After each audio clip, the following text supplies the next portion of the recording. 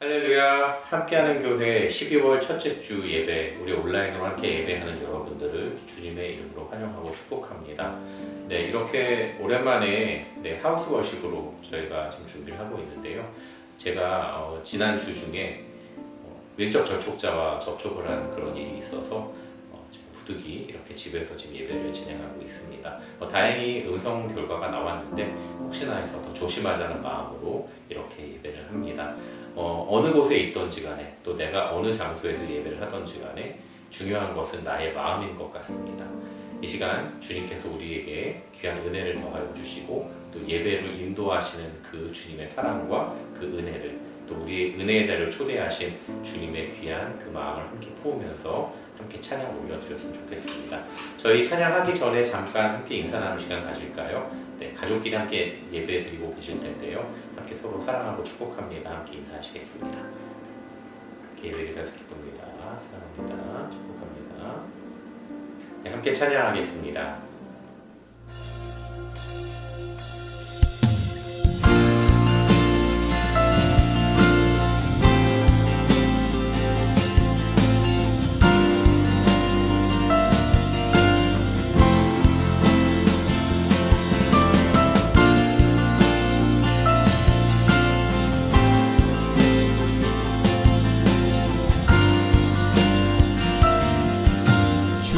보좌로 나아갈 때에 주의 보좌로 나아갈 때에 어떻게 나가야 할까?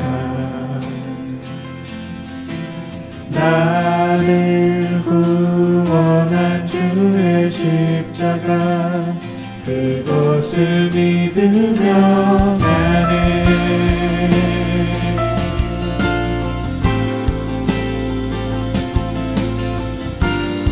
주의 보좌로 나아갈 때에 나 여전히 부족하지만 주의 보좌로 나아갈 때에 나 여전히 부족하나.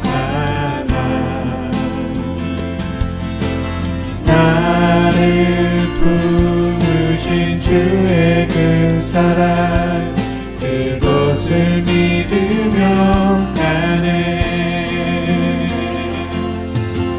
자격 없는 내 힘이 아닌 오직 예수님의 보혈로 자격 없는 내 힘이 아닌 오직 예수님의 보혈로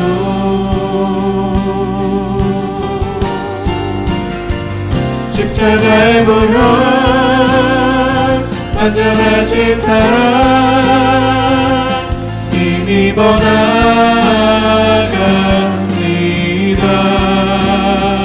십자가의 보혈 완전하신 사랑 힘입어 예배합니다.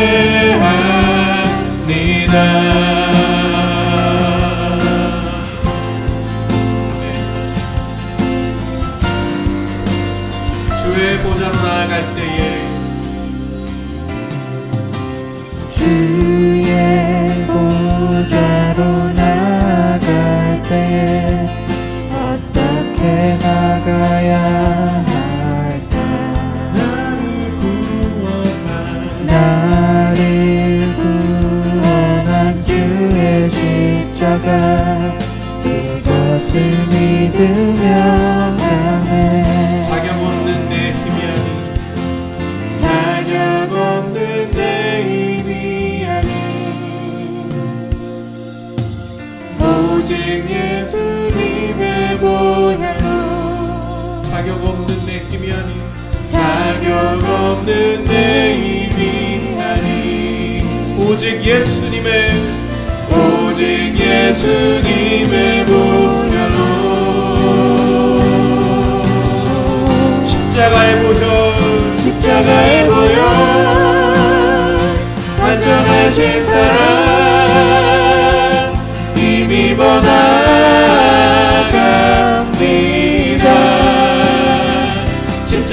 십자가의 보혈 완전하신 사랑 힘입어 예배한 십자가의 보혈 완전하신 사랑 힘입어 나아갑니다. 십자가의 보혈 완전하신 사랑 힘입어 예배합니다.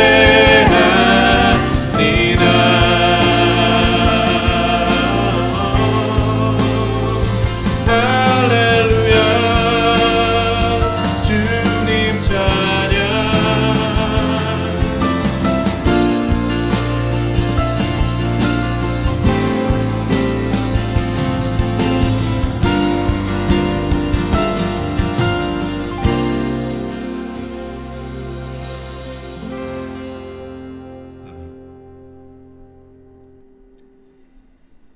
네, 우리 다음으로 찬양할 곡은 나는 사마리아 여인에게 말을 건다 라는 곡입니다. 사실 이 곡을 처음 들어보시는 분들도 많으실 것 같은데요. 네, 제목에서 느껴지는 것처럼 나는 사마리아 여인에게, 여기서 누가 말을 거는 걸까요? 예수님이 사마리아 여인에게 말을 거시는, 사마리아 우물가에 앉아있던 그 여인에게 주님께서 말을 거시는 그러한 성경 말씀을 노래로 만든 그런 찬양입니다. 제가 기억하는 한 예수님이 화자가 된, 그 예수님이 직접 말씀하시는 그 내용으로 된 이러한 창작 찬양은 처음인 걸로 알고 있는데요. 노래가 좀 다소 어렵고 또 다소 생소하실 수도 있겠지만 노래를 굳이 따라 부르시지 않으셔도 괜찮습니다. 이 시간 이 찬양 안에 담겨있는 예수님의 마음, 가장 낮고 천한 이곳에 찾아오신 예수님의 그 사랑을 이 시간 함께 마음에 우리 담으며 함께 찬양했으면 좋겠습니다.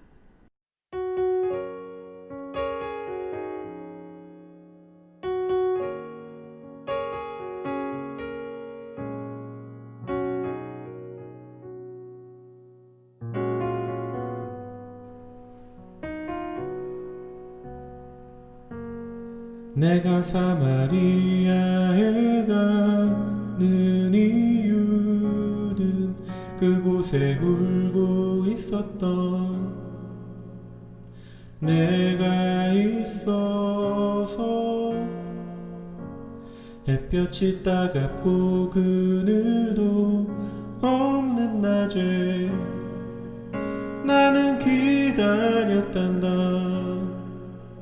내가 내게 오기를 아무도 찾지 않는 한낮의 우물가에 어젯밤을 다 잠든 내가 내게로 온다. 아무도 찾지 않는 한낮의 물가에 이제껏 삶에 지친 내가 내게로 온다. 나는 사마리아 여인에게 말을 건다. 기쁨에 차 말을 건다. 하늘 보좌 내려놓고 그래 여기에 왔다고. 넌 내게 다시 이리 재촉한다. 그 물을 내게 달라 한다. 넌 이미 보았다. 그 물이 여기에 바로 내 안에 있어.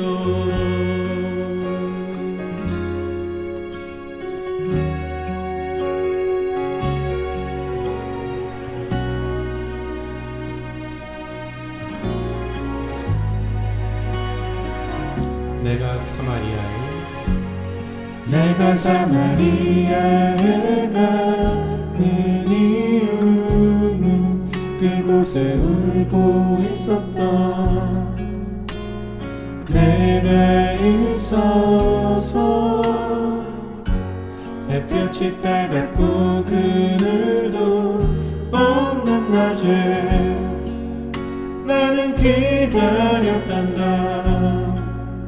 내가 내게 오기를 아무도 찾지 않는 한낮의 우물가에 어젯밤을 다 잡는 내가 내게로 온다.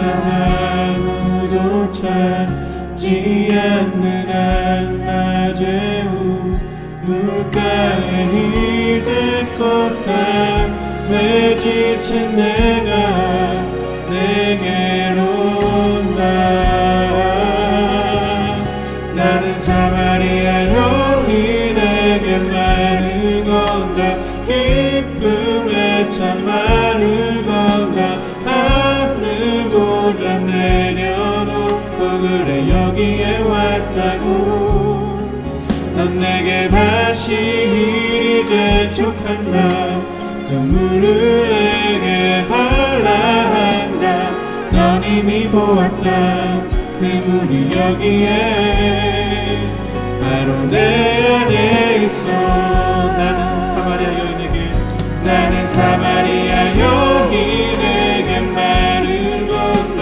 기쁨에 참 말을 건다. 하늘 보좌 내려놓고 그래 여기에 왔다고. 넌 내게 다시 이리 재촉한다. 그 물을 내게 달라 한다. 넌 이미 보았다. 그 물이 여기에 바로 내 안에 있어.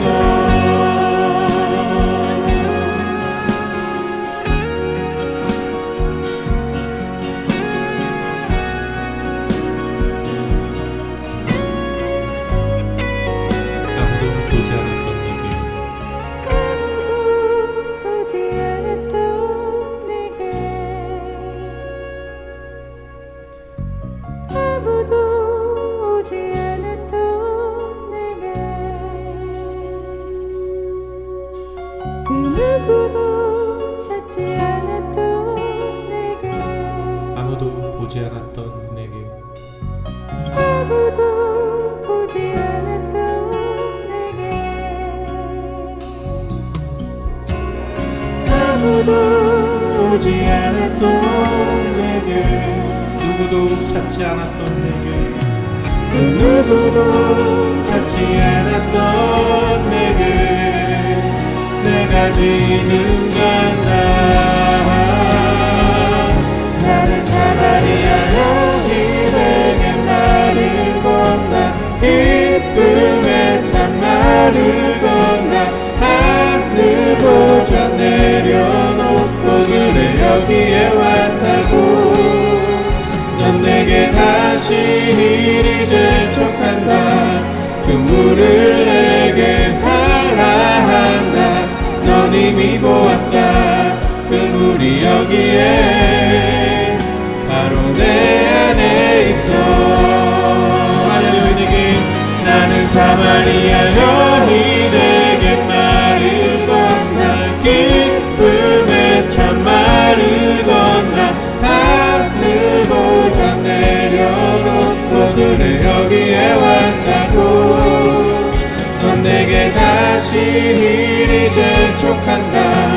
그 물을 내게 달라 한다. 넌 이미 보았다. 그 물이 여기에 바로 내 안에 있어.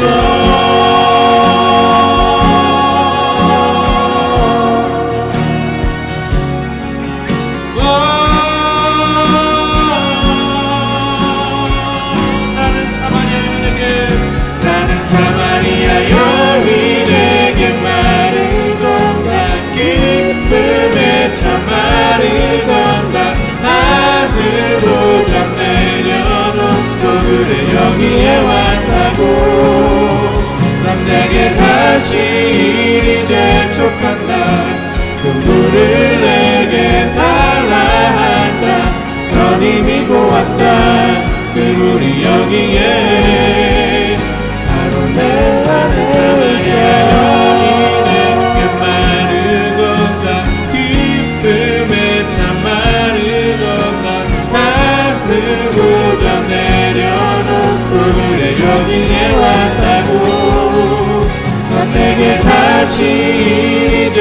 기억한다. 그 물을 내게 달라 한다. 넌 이미 보았다. 그 물이 여기에 바로 내 안에 있어.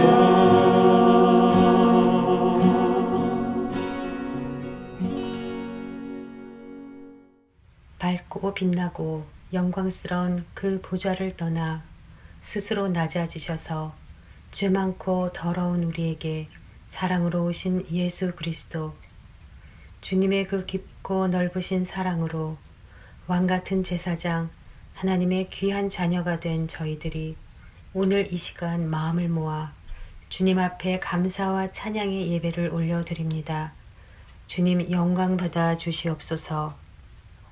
일주일 동안 거친 세상의 파도에 이리저리 휩쓸려 살다가 몸도 마음도 지쳐 주님 앞에 나온 상한 심령들, 성령님 이 시간 간절히 기도하오니 주님의 보혈로 씻어주셔서 우리의 영을 정결하게 하시고 주님을 예배하기에 합당한 자녀들로 삼아 주시옵소서. 목사님의 말씀을 통해 주님의 음성을 듣게 하시고 강팍하고 완악한 마음이 깨어지며 사랑과 용서의 마음이 우리를 주장하게 하시고 나보다 어려운 상황에 있는 자들의 마음을 들여다볼 수 있는 주님의 마음을 갖도록 인도하여 주시옵소서. 주님, 우린 연약합니다. 길고 긴 바이러스와의 싸움으로 지치고 힘들고 한 치 앞도 알 수 없는 미래가 우리를 두렵게 합니다. 평범했던 일상들이 마치 먼 꿈들이 되어가고 세상은 자꾸 우리를 어지럽게 합니다. 그래도 매일을 호흡하고 견뎌 살아내야 하는 이 여정 속에서 주님이 손잡아 주시고 동행하여 주시니 감사합니다. 서로를 격려하고 다독여주고 함께 기도로 중보하는 믿음의 식구들이 있음을 감사합니다. 늘 주님의 시냇가에 기도와 말씀과 찬양으로 심기워진 마르지 않는 잎사귀, 그래서 주님의 기뻐하시는 열매를 맺는 주님의 제자들이 다 될 수 있도록 우리를 주님의 길로 인도하여 주시옵소서. 주님 안에서 형통의 복을 알고 누리며 기뻐하는 믿음의 식구들 될 수 있도록 주님 함께하여 주시옵소서. 주님으로 인해 용기를 얻고 매일의 삶에 기쁨과 사랑과 평안이 넘치게 하여 주시옵소서. 우리의 삶의 위로자, 치료자, 구원자 되시는 살아계신 예수 그리스도의 이름으로 기도드렸사옵나이다. 아멘.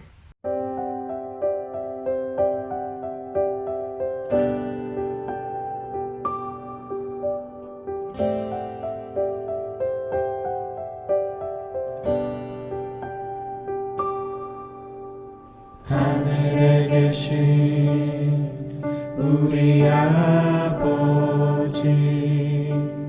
이름이 거룩히 여김을 받으시오며 나라가 임하옵시며 뜻이 하늘에서 이루어짐같이 땅에서도 이루어지이다. 오늘날 우리에게 일용할 양식을 주시고 우리가 우리에게 죄진 자를 용서함같이 우리의 죄를 사하여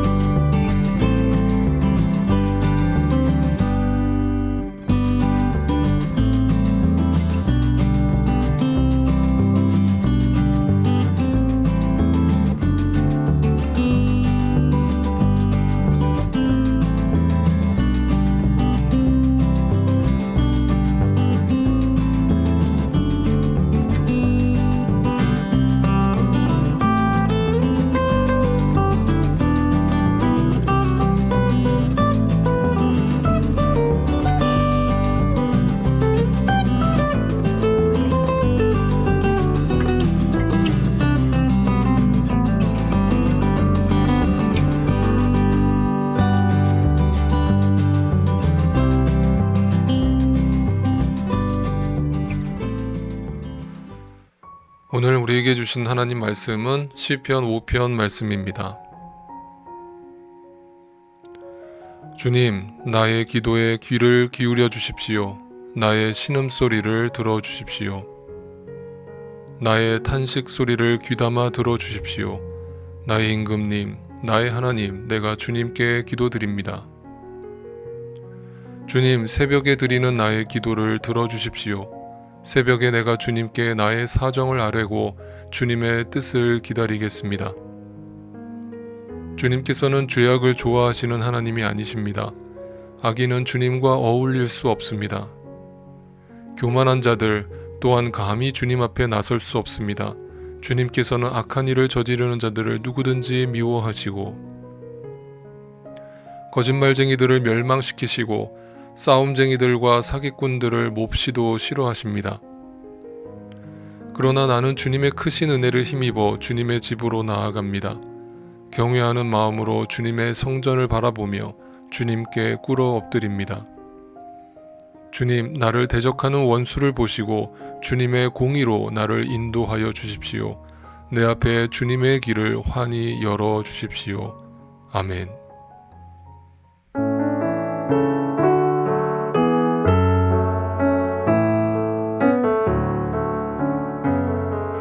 네, 안녕하십니까. 유영석 목사입니다. 우리가 다시 이렇게 온라인 예배로 만나게 됐습니다.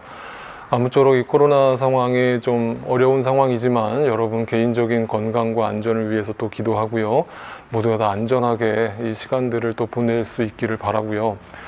특별히 우리는 지금 대강절 기간을 보내고 있습니다. 이 코로나 상황 가운데 지금 어둠과 절망 가운데 빠져있는 이 세대 가운데 아기 예수님의 탄생의 소식이 어떤 의미가 있는지를 다시금 생각해보고 여러분의 개인의 삶에 또 가정에 또 이 나라와 민족 가운데 예수 그리스도로 말미암는 참된 복과 평화가 임하게 되기를 또 소망하고 기도합니다. 우리 함께 이 대강절 기간을 그렇게 기도하면서 보내는 시간들로 삼았으면 하는 바람입니다. 네, 오늘 시편 강의 5번째 시간 부르짖는 소리라는 제목으로 하나님 말씀을 증거하겠습니다.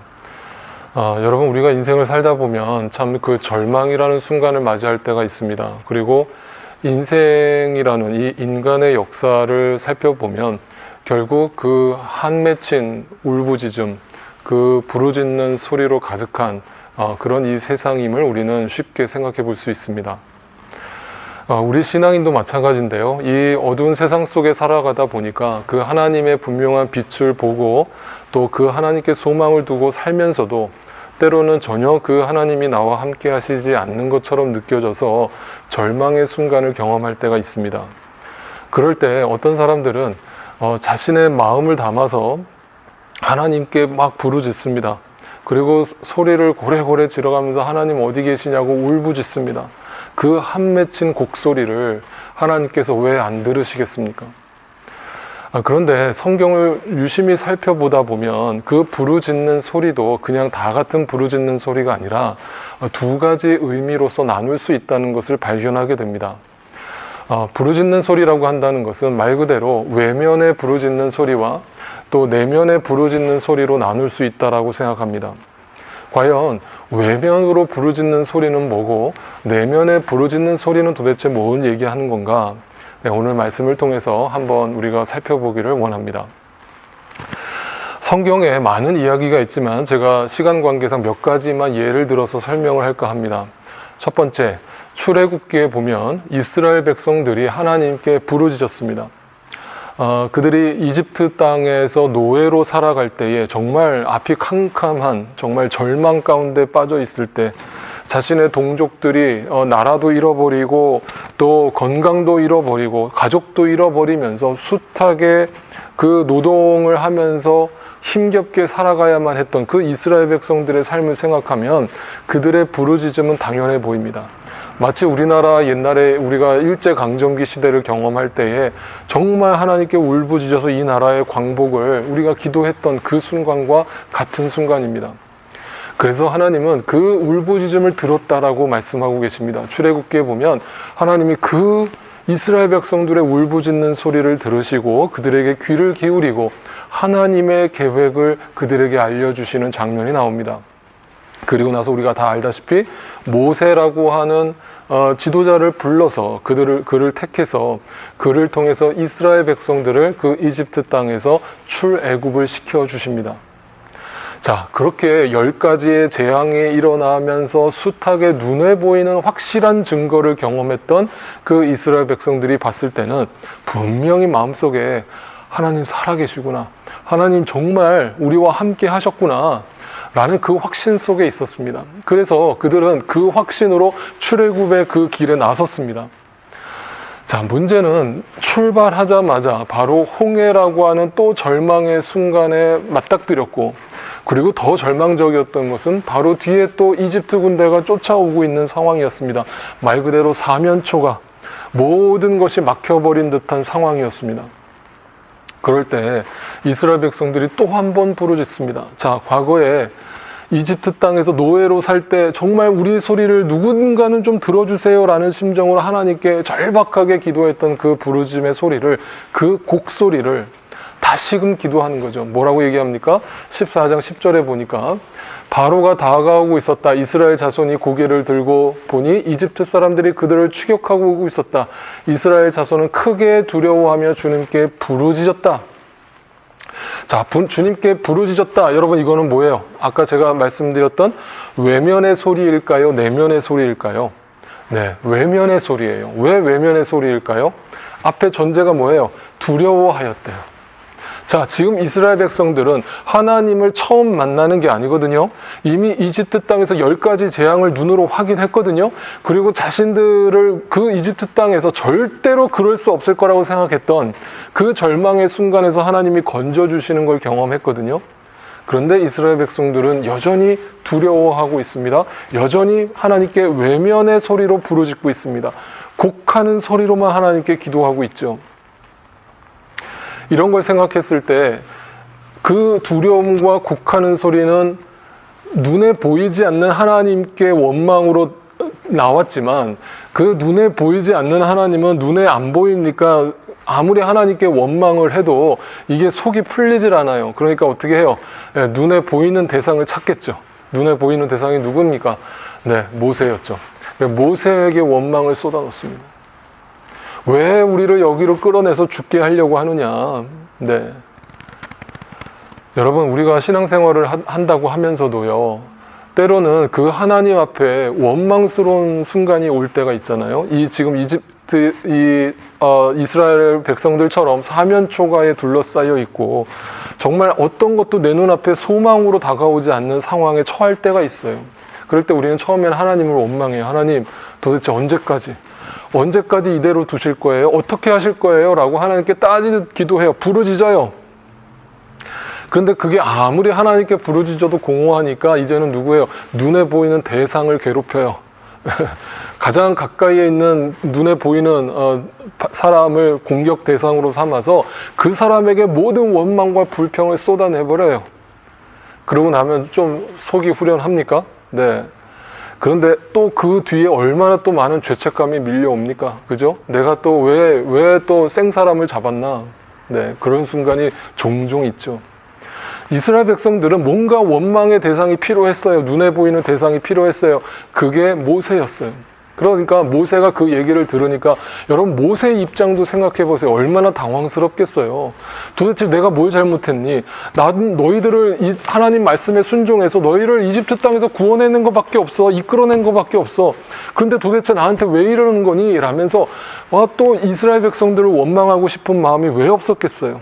그러면서 하나님 앞에, 하나님 저런 인간들, 괜히 저런 인간들 구원하실 필요 없어요. 그냥 내버리세요.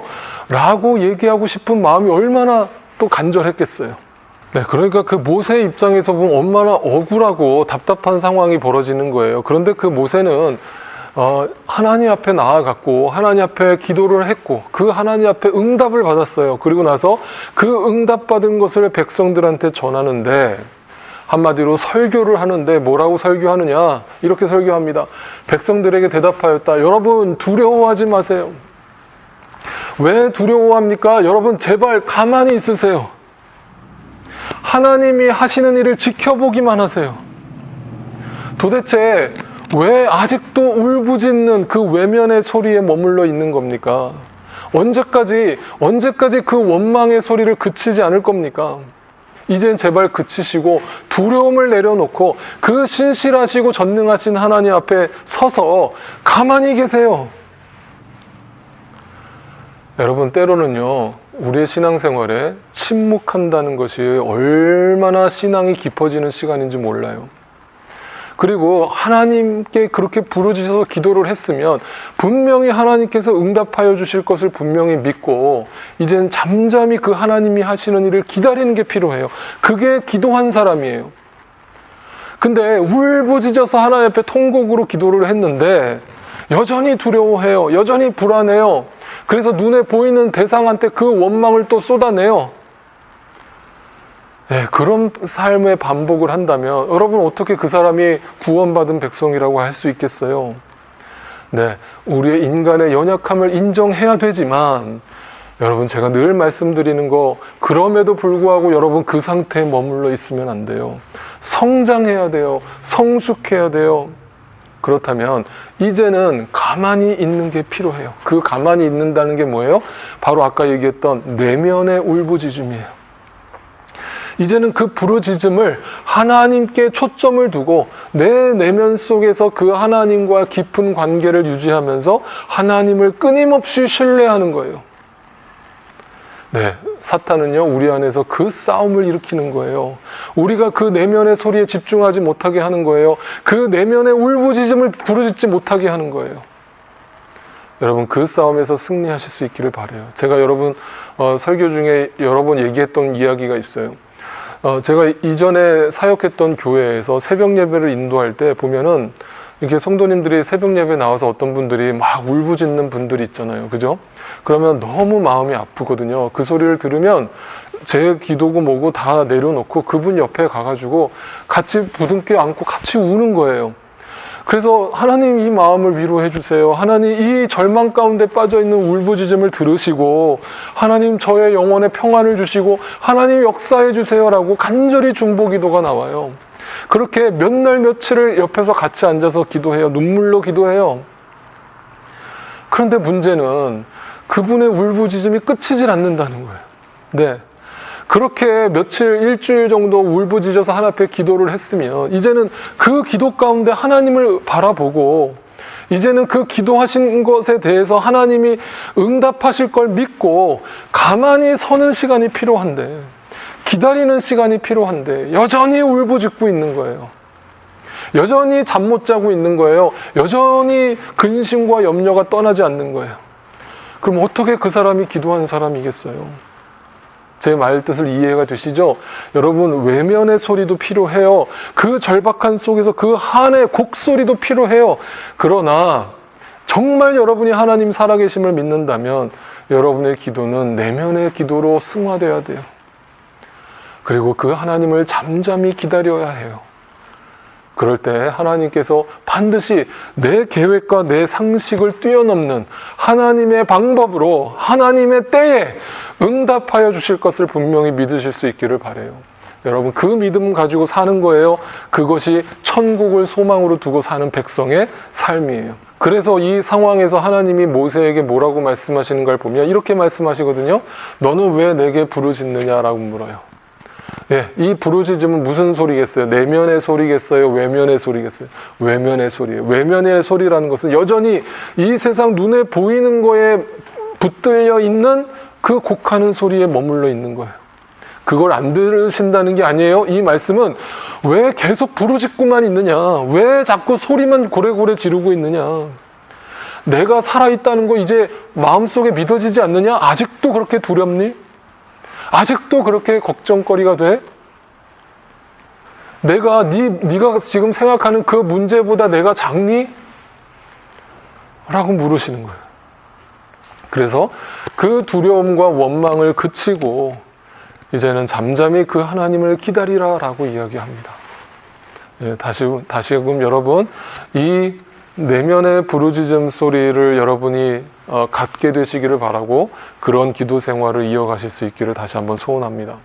또 하나 이야기해 드릴게요. 여러분, 대표적으로 울부짖음 하면 사실 떠오르는 사람이 있어요. 그 누구냐면 바로 한나예요. 여러분, 한나의 울부짖음은 거의 상상할 수 없는 곡하는 소리였죠. 말 그대로 상황이 어떤 상황이었는가 간단하게 살펴볼까요? 사무엘상에 보면 이렇게 나와 있죠. 엘가나에게는 두 아내가 있었는데 하나의 이름이 한나고 하나의 이름이 분인나였어요. 엘가나에게 두 부인이 있었는데 분인나와 한나라고 하는 두 부인을 데리고 있었는데, 문제는 분인나에게는 자녀들이 있었는데 한나에게는 자녀가 없었어요. 그러니까 여기서 제가 그때 사무엘상 강의하면서 뭐라고 그랬어요? 이 사무엘상 초반에 이 서론에서 강조하는 게 뭐냐면 있고 없고의 이야기를 하고 있다고 그랬어요. 자, 여기는 있는데 한나는 없다는 거예요. 자, 그러면 우리가 복의 개념을 이해할 때 이 세상에서 말하는 복이라는 것이 있는 거잖아요. 그죠? 없었는데 하나님을 잘 믿어서 있어져야 되는 거잖아요. 그죠? 그러면 이 관점에서 보면 지금 누가 복 받은 사람이에요? 분인나는 복을 받은 사람이고 한나는 저주를 받은 거예요. 그러면 한나가 도대체 믿음이 없어서 그랬을까? 그러면 분인나는 믿음이 좋아서 그 복을 누리면서 살았나? 아니라는 거거든요. 그러면 이 사무엘상 전체에서 이야기하는 얘기는 뭐냐면 이 한나의 노래로, 한나의 울부짖음으로 이 사무엘상이 시작한다는 것은 그 당시 시대상을 이야기하고 있는 거예요. 왜? 그 앞에 시대가 어떤 시대였어요? 지금 사사시대란 말이에요. 지금 영적으로 타락하고 영적으로 침체되어 있고 모든 암흑기 시대란 말이에요. 아무도 그 주님을 온전히 바라보지 않고 온갖 눈에 보기 좋은 것들을 죄짓고 있는 당시 성직자라고 하는 사람들마저도 하나님을 아주 그냥 우습게 여기는 그런 상황이었단 말이에요.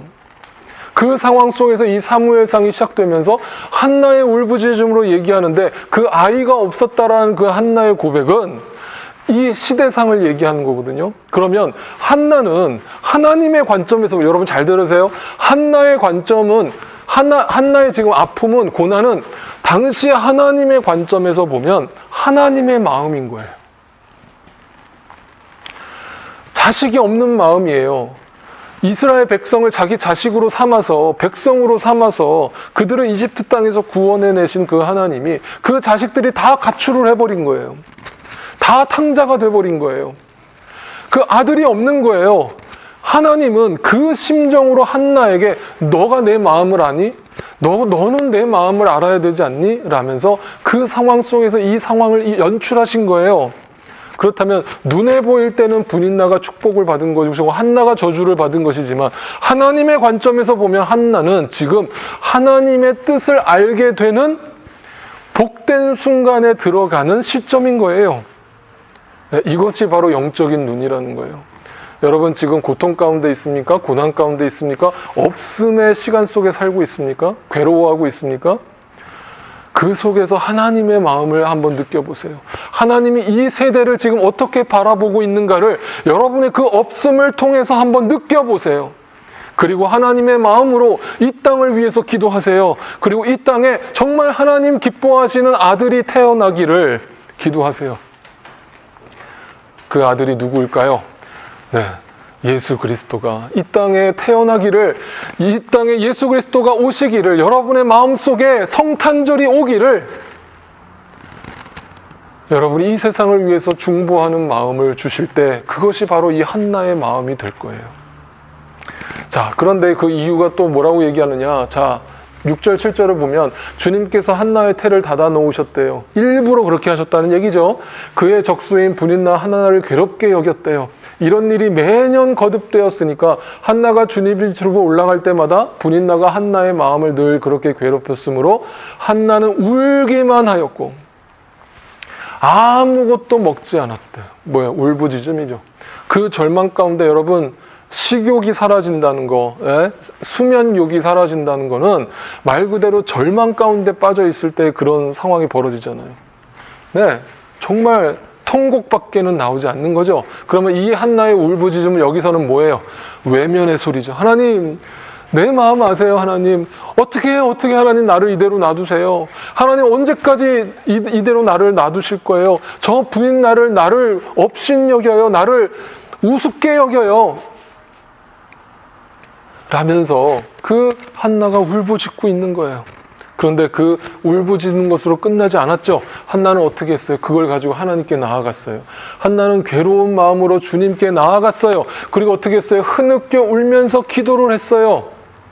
여기서 흐느껴 운다라고 하는 이 표현은요, 단지 눈물을 흘린다라는 뜻으로 해석하기보다는 마음으로 깊이 하나님께 통곡하면서 내 마음을 쏟아내면서 기도했다라는 뜻이거든요. 이 아픔을 알아줄 수 있는 사람은 오직 하나님밖에 없어요. 내가 누구를 기대하겠어요? 누구한테 의지하겠어요?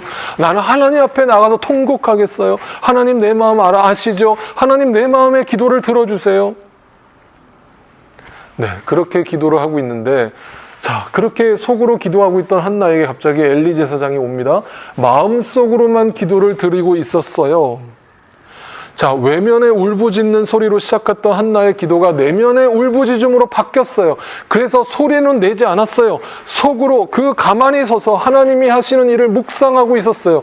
그런데 입술만 살짝 움직이면서 소리를 내지 않으니까 엘리 제사장이거든요. 당시에 오늘날로 얘기하면 성직자죠. 목회자예요. 그가 한나가 술에 취한 줄 생각하고 그를 꾸짖어요. 이 이야기가 뭐냐 하면요, 엘리 제사장은 영적 지도자란 말이에요. 그렇다면 한나의 지금 이 상황을 누구보다 잘 이해해야 하고, 그리고 하나님의 마음을, 이 시대를 바라보는 하나님의 마음을 누구보다 잘 이해해야 되는 성직자가, 목회자가 눈에 보이는 현상에 집착하고 있는 거예요. 예, 여러분, 이거를 예수님 시대 때는 이런 사람들을 뭐라고 그랬어요? 이 사람들은 율법주의자거든요. 그들은 어떻게 행동하냐면 눈에 보이는 거에만 집착하면서 하는 거예요. 예수님이 뭐라고 그랬냐면, 이 엘리 제사장이, 예수님이 그런 사람들이 어떻게 기도한다고 그랬어요? 너희는 기도할 때 위선자들처럼 하지 말아라. 그들은 사람들에게 보이려고, 어디서요? 회당과 큰 길 모퉁이에 있어요. 이게 무슨 뜻이냐면 성전과 성전 앞마당이란 뜻이거든요. 다시 말하면 사람들 다 보이는 데서. 그러니까 당시 종교 지도자들이라고 하는, 하나님의 말씀을 가르친다라고 하는 영적 지도자들이 그 하나님의 마음과 하나님의 뜻은 전혀 이해하지 못하고, 사람들이 다 보는 자리에서 나 이렇게 기도 많이 합니다. 나 이렇게 기도 열심히 하는 주의 종입니다. 나 능력의 종으로 인정해 주세요 라는 뜻에서 나 거룩합니다 라는 것을 드러내려고, 사람들 앞에서 보이려고 기도했다는 거예요. 다시 말하면 그들은 눈에 보이는 세상만 바라보고 있었다는 거예요. 한나는 하나님의 마음을 이해하였고 그 부르짖음을 통해서 내면에서 울부짖는 소리로 하나님과 소통하고 있었는데, 영적 지도자라고 하는 사람들이 영적으로 잠이 들었고 눈에 보이는 것만 집착하면서 살아가고 있는 모습을 보면 이것이 과연 오늘날은 그렇지 않은가? 저 자신을 또한 회개하면서, 여러분, 우리가 정말 이런 엘리 제사장이나 당시 바리새인들의 삶처럼 이런 신앙생활을 하면 안 되겠다라는 걸 늘 자각하고 하나님 앞에 나아가야 돼요. 그럴 때 참된 회개의 자리로 그렇게 하나님 앞에 무릎을 꿇을 때 여러분의 기도 생활의 변화가 일어날 거고, 여러분의 신앙생활의 변화가 일어날 거예요. 네, 형식적인 기도 생활에서 벗어나세요. 율법주의적인 기도 생활에서 벗어나세요. 하나님과 집중해서 하나님과 1대1로 깊은 교제 시간으로 들어가세요. 제발 그 기도 소리를 하나님 앞에 읊조리세요. 그리고 나서 예수님 뭐라고 그랬어요? 어떻게 하라고요? 어디로 들어가라고요?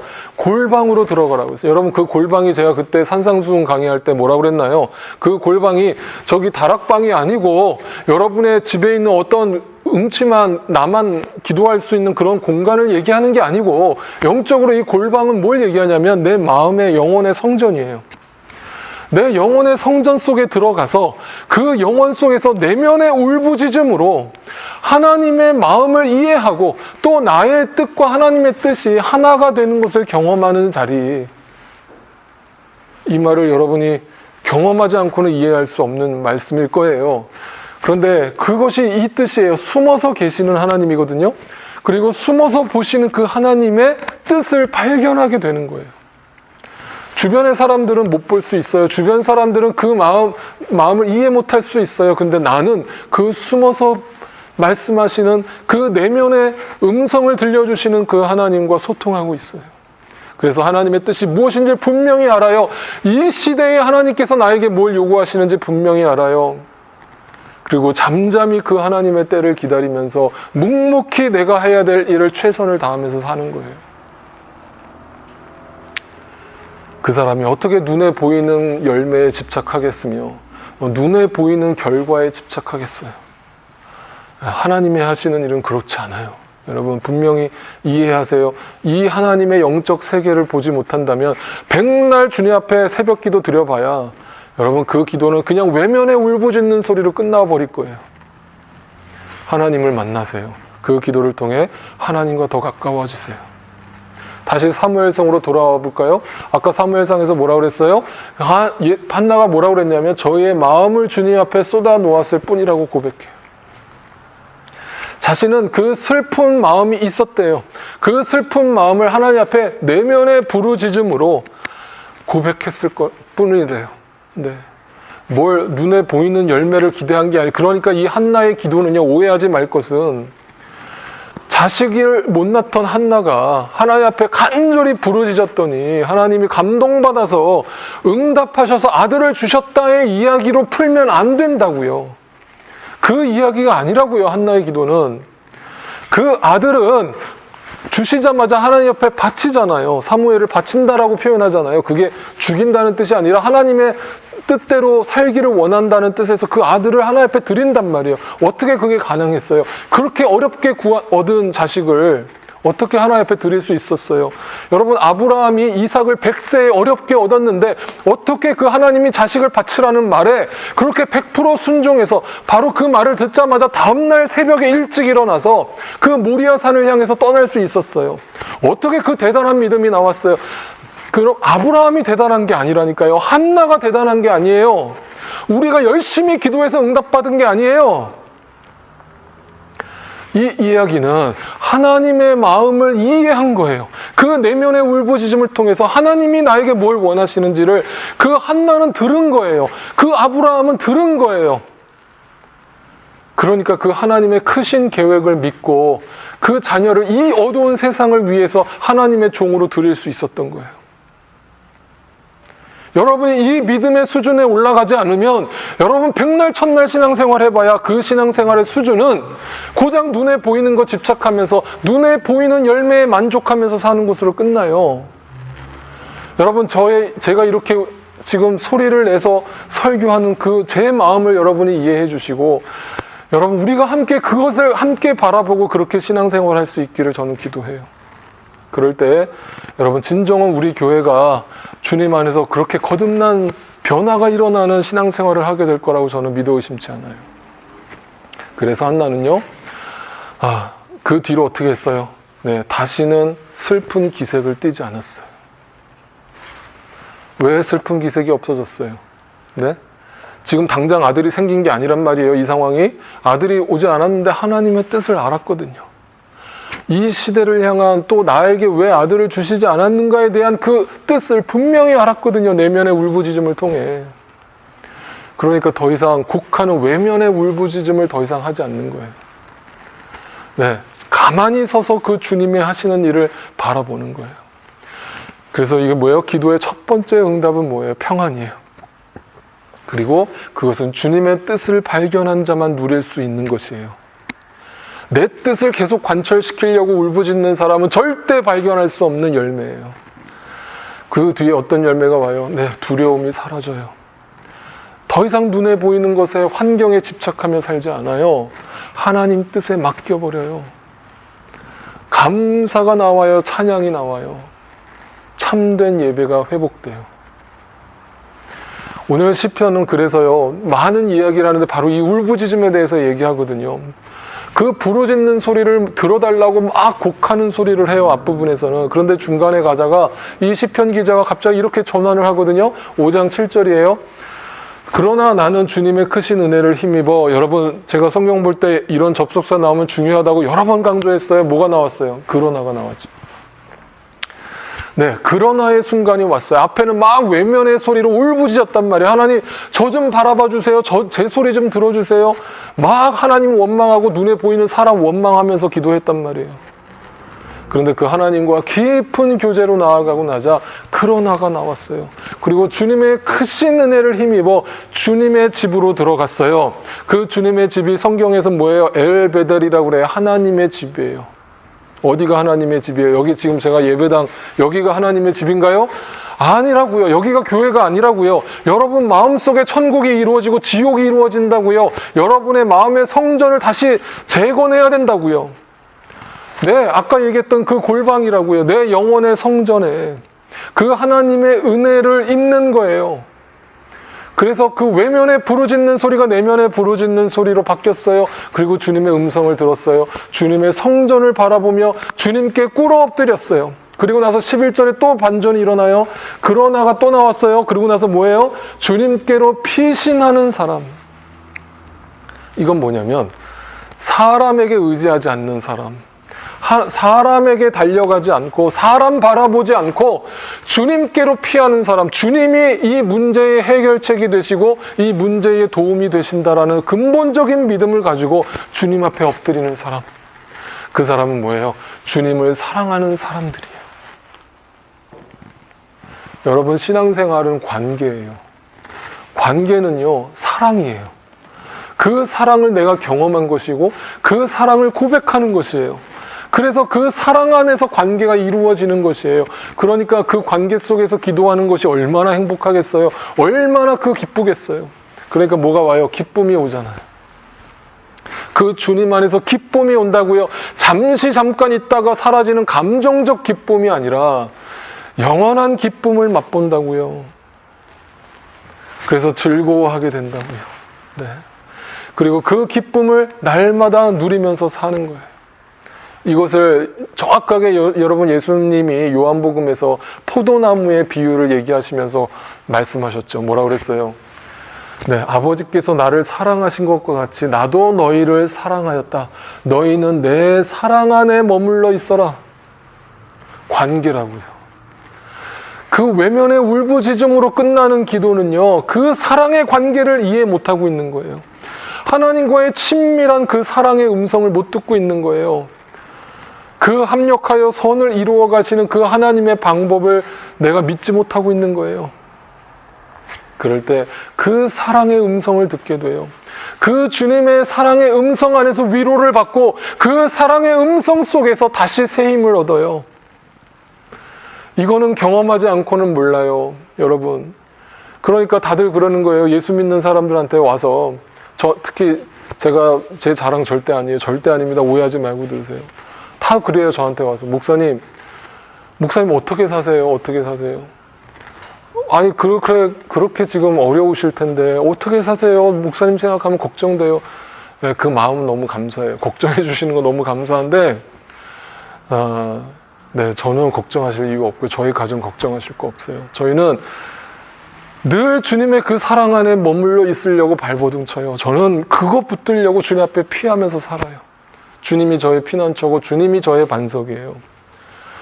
여러분, 집이 있고 좋은 차 끌고 다니면 행복한가요? 그러면 인생이 만족이 오나요? 아닌 거 여러분, 저보다 여러분이 더 잘 아시잖아요. 근데 왜 저한테 그걸 요구하세요? 저 그거 원한 적 없어요. 네. 저는 정말 그 주님 안에서 그 기쁨과 사랑을 누리면서 살아요. 이 말이 여러분이 체험하지 않으면 여러분도 몰라요. 모른다고요. 그 잠잠히 기도하는 그 기도의 응답을 누리면서 산다는 것이 무엇인지 여러분이 체험하셔야 돼요. 그럴 때 여러분, 결론이 뭐예요? 그것을 통해서 뭐가 주어져요? 기쁨이 주어진다요. 그 기쁨이 뭐예요? 영원한 기쁨이에요. 상상할 수 없는 기쁨이에요. 잠깐 있다 사라지는 이 세상에 주는 기쁨과는 비교할 수 없어요. 여러분, 부르짖고 싶은 절망적인 상황이세요? 부르짖으세요. 하나님 앞에 곡하는 소리로 울부짖으세요. 하나님 주님밖에 없어요. 주님밖에 없어요. 저 좀 봐주세요. 저 좀 봐주세요. 근데 그것으로 끝이지 마시고 그 기도를, 울부짖음을 내면의 울부짖음으로 들어가세요. 그리고 그 속에서 잠잠히 나에게 사랑의 음성을 들려주시는 하나님의 음성을 들으세요. 그리고 가만히 계세요. 잠잠하세요. 가만히 그 자리에 계세요. 불안해하지 마세요. 두려워하지 마세요. 네, 하나님이 하시는 일을 바라보세요. 그럴 때 이 기쁨이 뭔지를 여러분도 알게 되실 거예요. 주님으로 말미암는 기쁨, 누구도 빼앗을 수 없는 기쁨, 여러분 다 누리면서 사시는 저와 여러분 되실 수 있기를 축복해요. 마지막으로 제가 오늘 시편 5편을 묵상하다가 저도 시를 썼어요. 네, 주님과 깊은 교제로 들어가다가 너무 기뻐서 너무 즐거워서 오늘 말씀을 정리하면서 시를 하나 썼어요. 이렇게 간단하게 썼어요. 읽어드릴게요. 내 삶에 두려움과 절망이 찾아올 때 외면의 울부짖음은 공허히 울리는 꽹과리가 되고 가만히 서서 내가 하는 일을 보라는 주님의 음성이 들려올 때 내 영혼의 성전은 문을 열고 그분을 모시어 드리네. 포도나무에 붙은 가지처럼 저가 내 안에, 내가 저 안에. 내가 너를 사랑한다는 주의 음성이 나를 위로하네. 잠잠케 하네. 그 노래, 그 시가 내 안에 울려 퍼져 나의 내면의 성전에 잔잔히 흐르는 기쁨의 강물 소리. 나의 내면의 성전에 잔잔히 흐르는 그 기쁨의 강물 소리를 날마다 들으면서 살게 되시는 저와 여러분 되시기를 주님의 이름으로 축복합니다. 이 시간 우리 함께 찬양 드릴 때에 아까 제가 말씀드렸던 그 한나의 기도 소리를 찬양으로 만든 찬양이 있어요. 우리가 예배 시간에 몇 번 불렀었는데요. 한나의 노래라고 하는 찬양을 같이 함께 불러보겠습니다.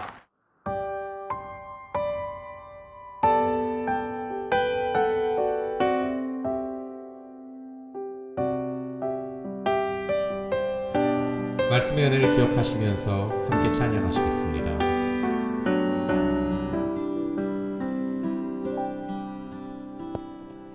어제와 다른 괴로움과 슬픔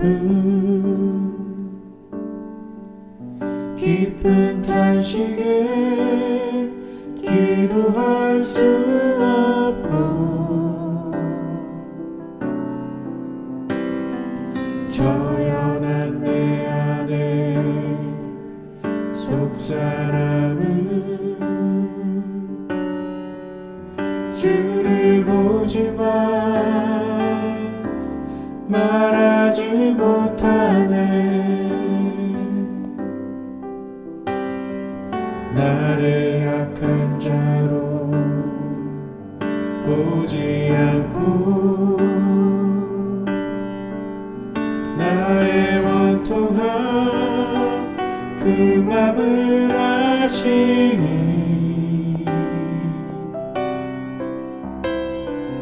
오직 나의 주, 내 주의 사랑이 나의 속사람을 고쳐주시네.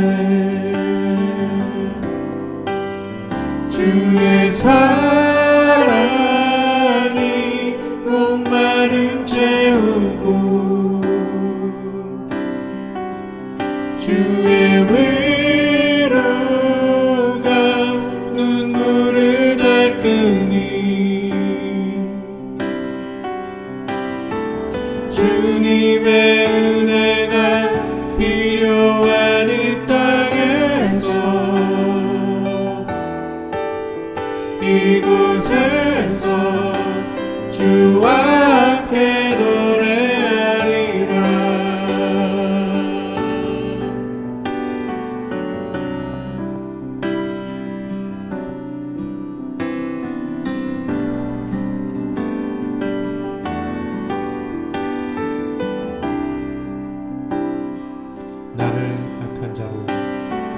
나를 약한 자로 보지 않고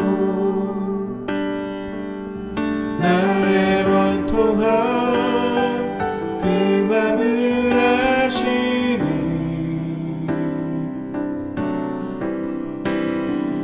오직 나의 주, 내 주의 사랑이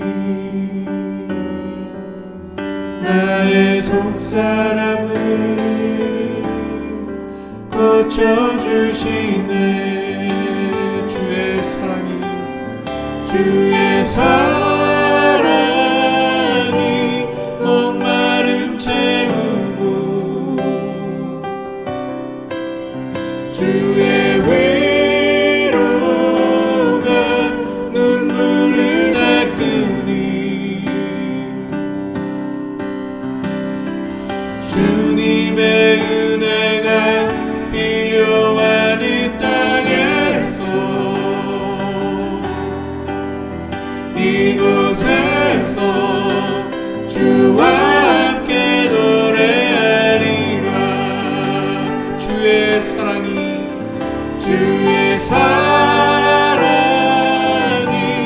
목마름 채우고 주의 위로가 눈물을 닦으니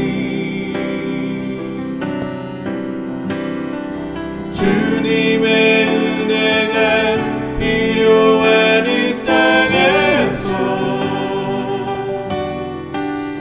이곳에서 주와 함께 노래하리라. 주님의 은혜가 필요한 이 땅에서 이곳에서 주와 함께 노래하리라.